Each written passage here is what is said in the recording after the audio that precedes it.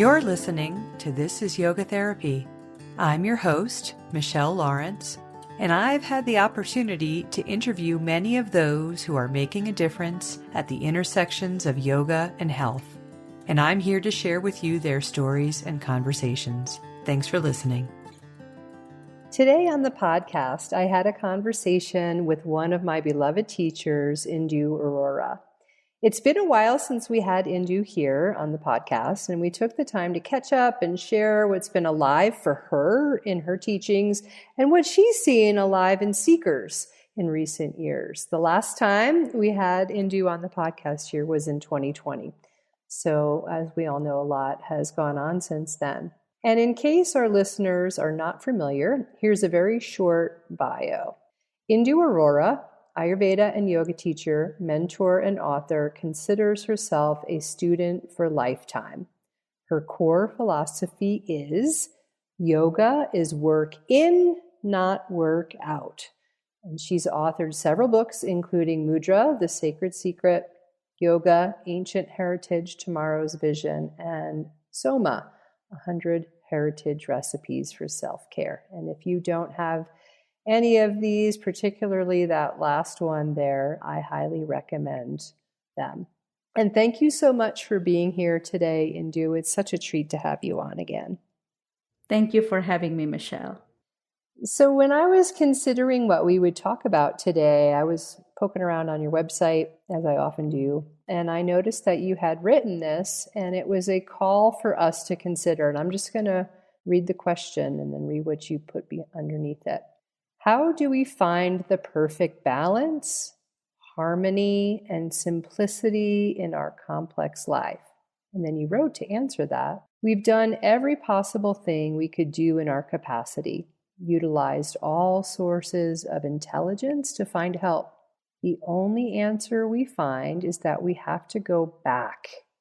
We have to go back to the basics. We have to go back to our roots. We have to go back to ourselves. I believe that this is the only way to find the real solution.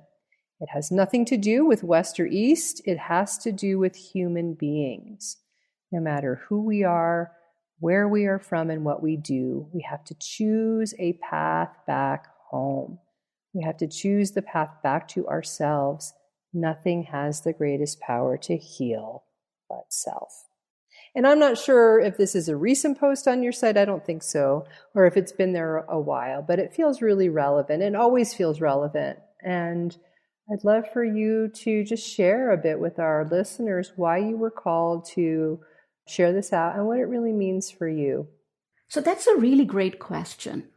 In my own personal journey as a student of this subject, and then the journey as a teacher, as a practitioner, I have witnessed, I have observed so many times, we are craving to find these solutions, and we are looking that maybe my teacher, my mentor, a book, a video, a blog post, something is going to give me an answer of what should I do and how should I do it and how long should I practice that.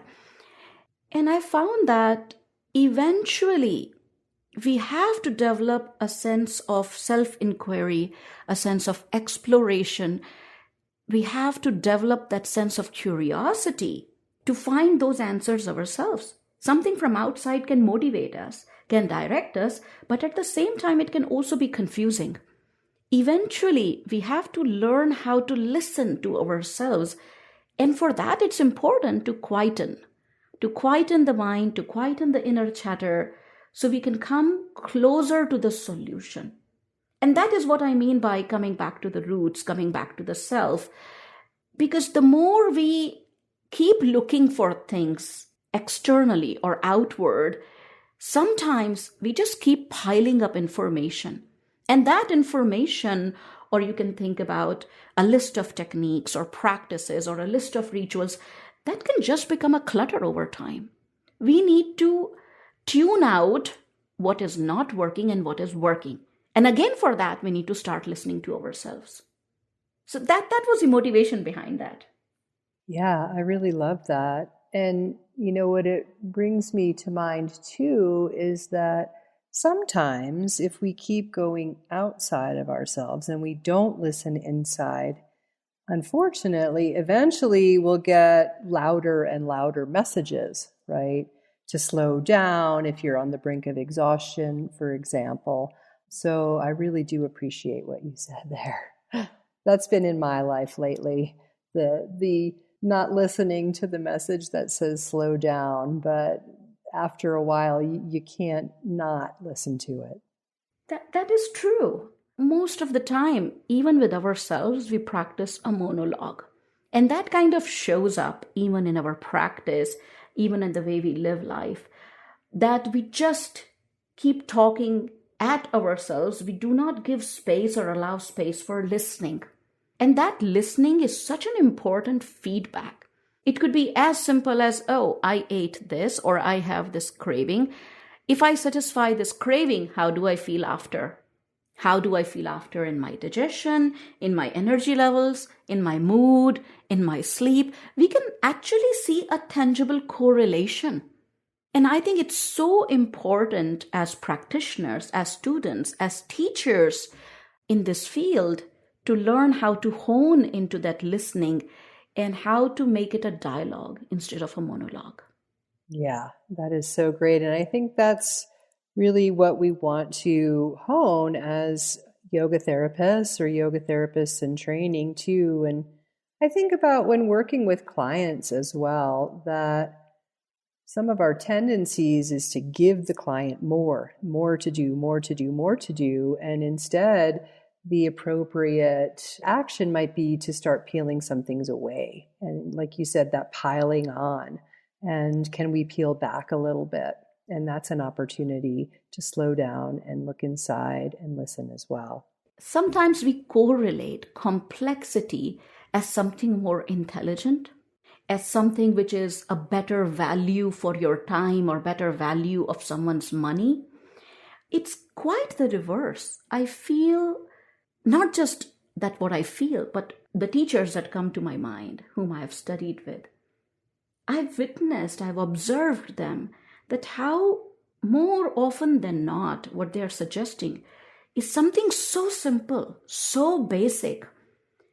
I remember it's something that's coming to my mind, Michelle. One of my teachers just said one thing, and it can again sound so simple, that if you're feeling emotional disequilibrium, or you're experiencing a lot of frustration, or reactiveness or reactivity, just do one thing.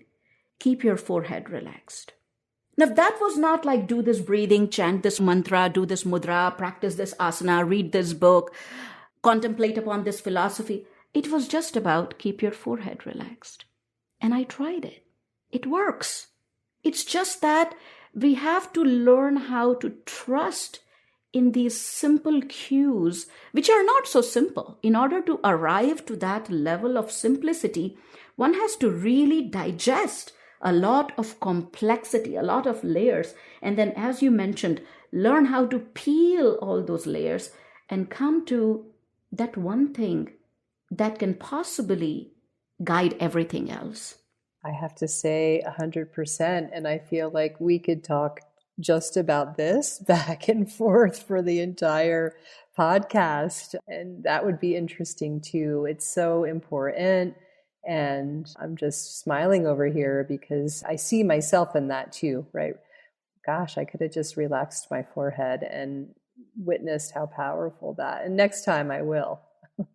I want to move on and I want to acknowledge a recent milestone for you in that you are now celebrating 25 years teaching and your platform Yog Sadhana. And it was established in 1999. Yog Sadhana continues to educate, inspire, and empower yoga teachers, enthusiasts, and therapists globally. So I'd love for you to just kind of take us back a little bit, maybe share a bit more about your roots and what this milestone and really celebration means to you personally and professionally. And congratulations to you. Thank you so much, Michelle. See, Yog Sadhana was the name given to me by my teacher, which simply means a dedicated, sincere practice of yoga. That is to build a level of awareness. That is what the word Yog Sadhana means.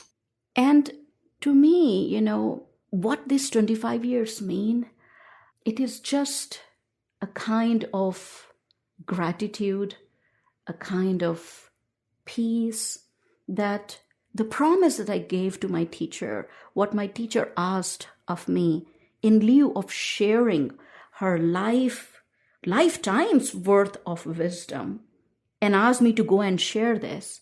For me, I'm just repaying the debt. And I just hope that I'm able to do it with as much honesty, as much integrity, as much sincerity as possible. So for me, it is basically a kind of renewing of vows, a place of reflection that when I started and where I am, and yes, we can count the number of years, count the number of decades, but also personally to me, it doesn't matter, because it is a lifetime or lifetimes of complete investment in doing what I'm doing. So the number of years do not matter here. But professionally, I can look back and I can see that, how I started sharing, I prefer using sharing, we can use it, teaching, from my home back in India. It was a joint family situation. I had my own room, and how that room was cleared overnight, all the furniture pushed out, and that was pushed out not for a night, for 5 years. I slept on a thin foam mattress for 5 years. And the first class that I took, I came just the day before from my teacher's school, and because she said, start sharing, even though I was not sure. I still have imposter syndrome. I still doubt so many times, and not in a negative way, not in a way that pulls me down, but something that inspires me to think again, to practice more. But I remember I was so shaky, so anxious, so unsure, but absolutely sure to pay the debt. Absolutely sure that I must give back, even if I don't trust myself, I trust my teacher. And I remember my mother making a couple of phone calls. My daughter is back from this teacher studying yoga, and the first class is tomorrow morning at 5:30 a.m. So she made some phone calls, and thankfully one person showed up at 5:30 a.m. And those classes, just over a period of time, just with the word of mouth, kept multiplying. And I think in a matter of 6 months to 8 months, I had 9 classes going on every day, 1 hour each, 5 days a week. And that kept going on until I moved to United States in 2005. So it's just, to see that that's how different it was to be teaching 10 classes, 9 to 10 classes, 1 hour each every day for 5 years. And then when I moved here, the way yoga was practiced and is practiced is a little different. People go to yoga once a week. And I was used to sharing every day. So, things change, but the commitment remains the same. That honesty towards that sacred vow remains the same. And to keep learning remains the same. That desire to, whatever I have learned intellectually, because there are many layers of learning. There are some learnings which are experiential and they become effortless, and hopefully they become a transmission. But there are some learnings that we just keep in the upper compartment of our body, in the head, and they are just intellectual. They have not become experiential yet. It is really, really my hope, my wish that that becomes experiential. It's so beautiful, Indu. It makes me kind of wonder, and maybe you'd like to share this. I'd love to know a little bit more about your teacher. Would you be willing to share a little bit more about your teacher? Absolutely. That's the absolute delight to do that. So my teacher's name is Shashi Khosala, and she still teaches. She's 85. She still teaches classes, leads classes in Pune in India. And even currently, she leads about 7 classes every day, Michelle. Now, instead of 1 hour, her classes are 45 minutes. But think about that. That's at the age of 85. And the name of her center is Yoga Therapy Center. So the way I've learned from her right from the get-go is how to transform that philosophy into a practical application. And not just a practical application, but how can it be individualized? How to keep the individual in the focus, not the teachings, because we can know so much. And observing her, how, though that 6 to 8 months time period, I had the luck, the grace, the beautiful golden opportunity to live with her and to witness how every single class was different and is different. I still go back to her. I try to go back every year, and we talk on a regular basis. And the enthusiasm in her voice, Michelle, when I'm talking, Indu, I'm exploring this these days. You should try it too. Or when I go and attend her classes in person, every single class is unique. And I've never ever seen her making note of, this is what I'm going to teach today. This is my plan. No, every single class is tailored, and it is a group class. She would have anywhere between 4 to 12 people at a time. It is just every single class is a master class. And what is unique, Michelle, and I want to underline it, is she has not read any book on yoga. Of course, she has done some studies, but every single thing is her self-exploration, her self-realization. Sometimes I would, for the sake, I call her Masiji, which means mother-like. Masiji, what you are saying, it is this thing, it is this point, or it is this. She's like, you can call it whatever, it doesn't matter. But it is from the self-exploration, it doesn't matter. What the books are saying, whatever, and I know 0.01% of what books are saying. I am no scholar, and what she's saying, it exactly matches. It's a confirmation to me, not just mentally, but literally, but observing it, seeing it live, that you can reach there, the same place, with your own self-inquiry, with your own practice, with your own dedication, as long as there is honesty, dedication, and persistence in it. That's a big wow over here. Yeah, she sounds incredible and amazing, and it must be so fascinating, and also at the same time validating and affirming that what you're studying is available through your own self-inquiry and self-realization too. And I don't know that I'll ever be at that level, but that's okay. It's something to aspire to, and it doesn't sound like everyone is going to be teaching at that level when they're 85 years old either, but just what an inspiration. And I'm happy to know a little bit more about your teacher now. Well, it is a pleasure to share. It is definitely inspiring to see the living yoga. I mean, I might have said sometimes when I was with her, I'm a little tired. I've never heard these words from her.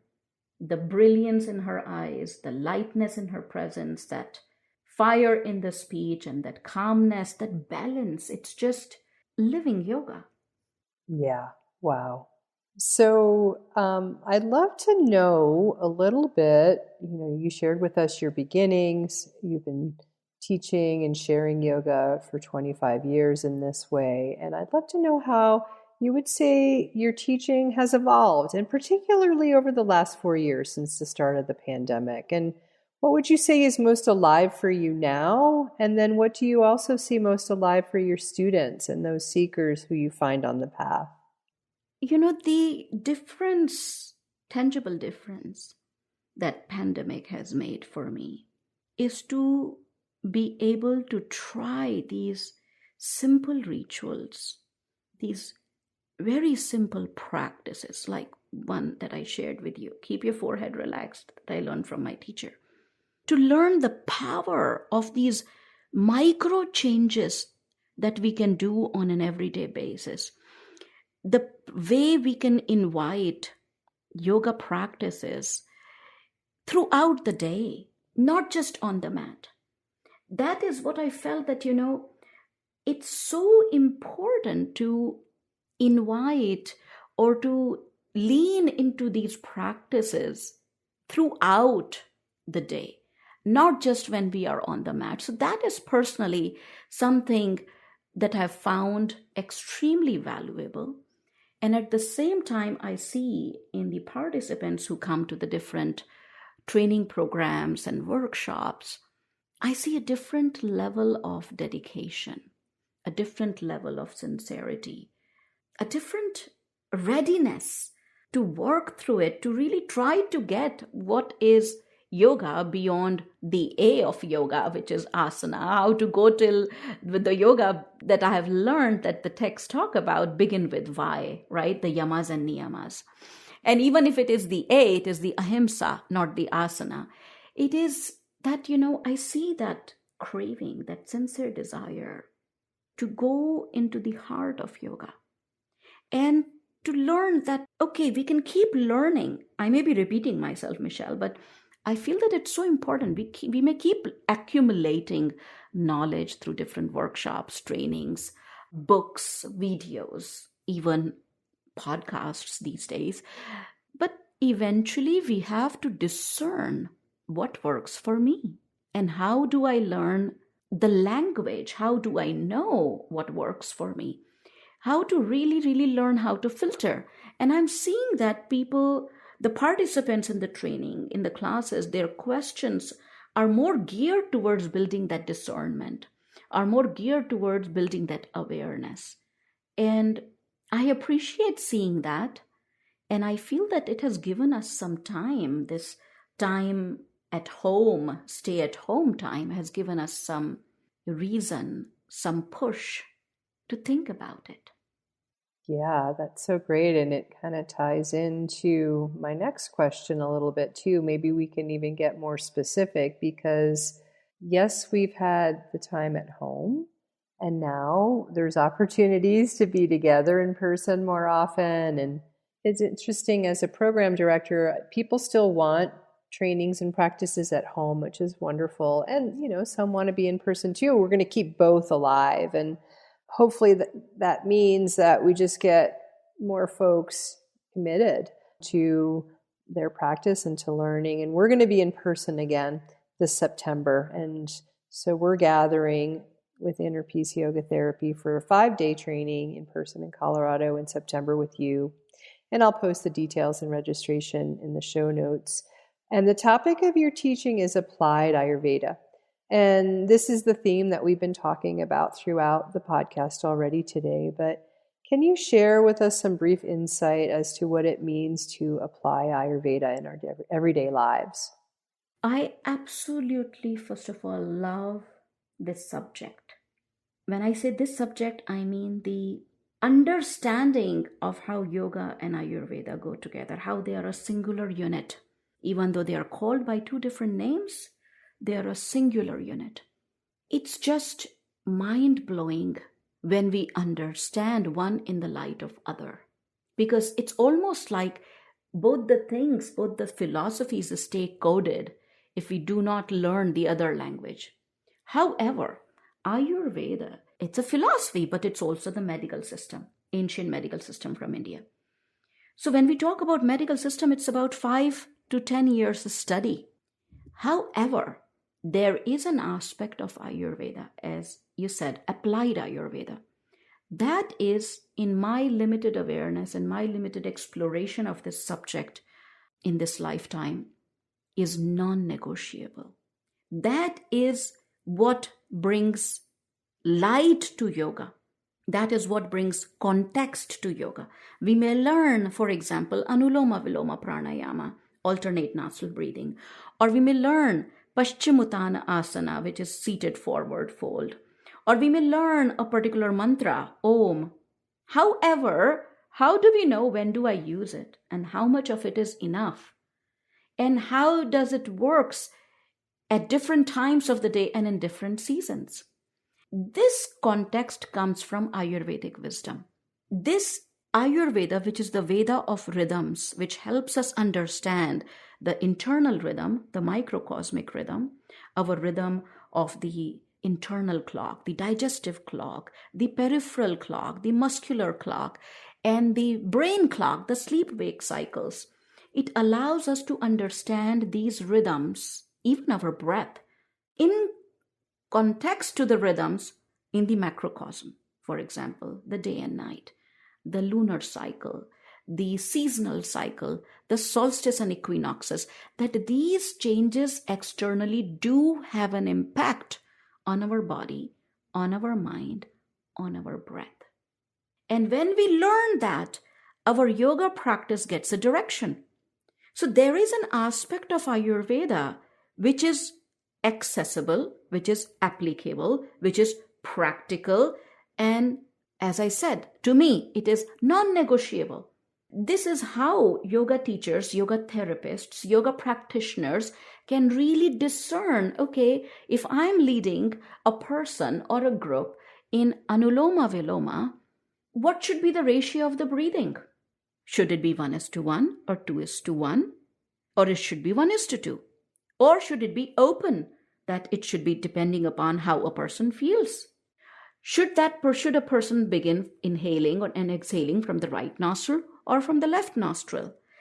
It's just these variables get a context, because then we learn that, oh, if a person is Vata, or if the season is Vata, or if it is the time of the day is Vata, then the best thing would be equal ratio. Versus if the time is Pitta, the season is Pitta, or the person's Vikruti imbalance is Pitta, then it is better that the exhalation is longer.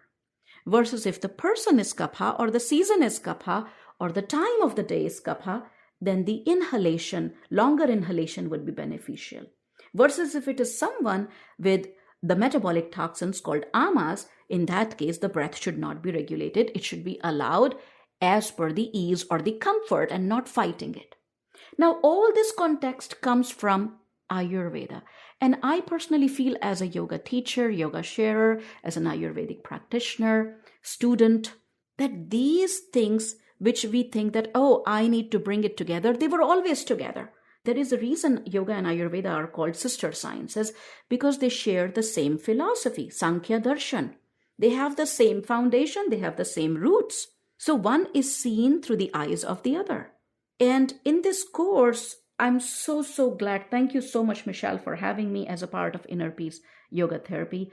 I so deeply appreciate this opportunity to share, and for me personally, to be able to pay off that debt to my teacher who asked me to keep sharing, that you have included this as a part of your yoga therapy program. That it's so important that practitioners, therapists, the trainees, they learn to see yoga and Ayurveda together, not practicing or studying yoga for 10 years and then one day realizing, oh, maybe I need to learn a little bit of Ayurveda. It's so important to have that foundation of what is an Ayurvedic diet, what is a practice in the light of Ayurveda, how does Ayurveda views as the body, because the body in yoga is not seen as organs and organ systems. It's not a denial of the physical body, but the understanding of the body comes from the subtlety. The body of prana, the body that is mind, the body that is kundalini, the body that is chakras, nadis. This is the language of yoga. And this is the language of Ayurveda. So it really helps us put all that philosophy into practice, and not just into practice, the practice with a context, keeping the person who is going to practice in mind. I can't wait. And of course, this is not the first year we've had you. And yet, even just listening to you right now, I feel so inspired to look at this again, to remember, to learn new, these things that feel really natural. And when we look at yoga and Ayurveda in this way, it does feel natural, like nature itself, right, was this way, and we are nature. And yeah, so I'm just so excited to come together, to be with you, and I'm looking forward so much to just being in that space of community as well. So thank you so much for this conversation today, Indu, and thank you for being part of our program, and congratulations again on your 25 years. Thank you so much, Michelle. I sincerely hope that the listeners benefit from this conversation. And I look forward to seeing some of you if you come to this training to Applied Ayurveda. this year in person, there is really some kind of a different level of inspiration, a different level of teachings coming alive when we practice together in person. So I really hope to see you. I really hope, even if you have done this before, come again, because as Michelle said, I remember, Michelle, you have been a part of every single of that cohort, and there is a value in repeating. It's just, the more we repeat, the more it becomes stronger, clearer. It's just as if certain messages catch our attention at certain times. So I'm so looking forward to see you, and my good wishes to you in your practice. If you'd like to learn more about who we are and what we do, visit us at innerpeaceyogatherapy.com.